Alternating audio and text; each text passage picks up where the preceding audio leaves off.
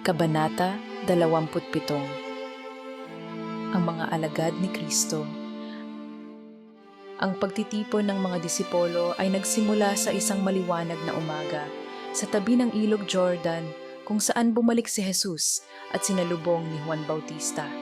Nakatayo sa gilid ng tubig, si Juan ay abala sa pagbibinyag sa isang pulutong ng mga tapat na kaluluwa ng dumilat ang kanyang mga mata. At doon sa di kalayuan, nakita niya si Jesus na papalapit. Nang may sindak at sigasig, ipinahayag ni Juan, Narito ang kordero ng Diyos. Narito siya na nag-aalis ng mga kasalanan ng sanlibutan. nang si Jesus ay papalapit at dumaraan, isang maliit na grupo ng mga tao na naakit ng magnetismo ng kanyang presensya, nagsimulang sumunod sa kanya, lumakad sa tahimik, determinadong pormasyon sa likuran at tabi ng kanilang bagong guro. Nagsimula ito kay Juan at sa kanyang kapatid na si Andres, sinundan ni na Pedro at Felipe, at pagkatapos ay Nathaniel, bukod sa iba pa. Ang mga unang tagasunod na ito, na puno ng matinding pananabik, ay nagsumamo sa Panginoon para sa karangalan na makilala ang kanyang ina.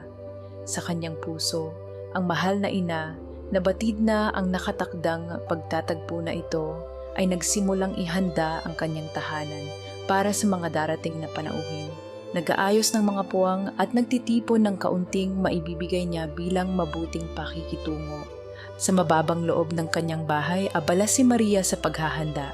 Magiliw siyang naghanda ng pagkain at nag-ayos ng mga simpleng higaan para sa mga bisitang darating. Nang tuluyang makalapit ang grupo, binuksan ni Maria ang pinto nang may magiliw ng ngiti at tahimik na dignidad.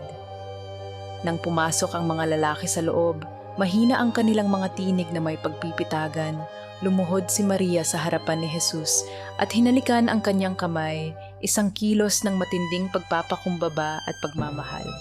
Hinawakan naman ni Jesus ang kanyang kamay at tinulungan siyang bumangon, na para bang ipinapaalala sa kanya na kahit sa kanyang sariling paglilingkod, siya ang kanyang palaging kasama at lakas. Sapagkat noong pinaglingkuran ng mapagpakumbaba at pinagpalang reyna ang kanyang anak, ipinakita niya ang sukdulang pagpipitagan, tinuruan ang mga natipong apostol tungkol sa kamahalan ng kanilang guro at manunubos, at tinuruan sila ng mga dakilang doktrina ng pananampalatayang Kristiyano.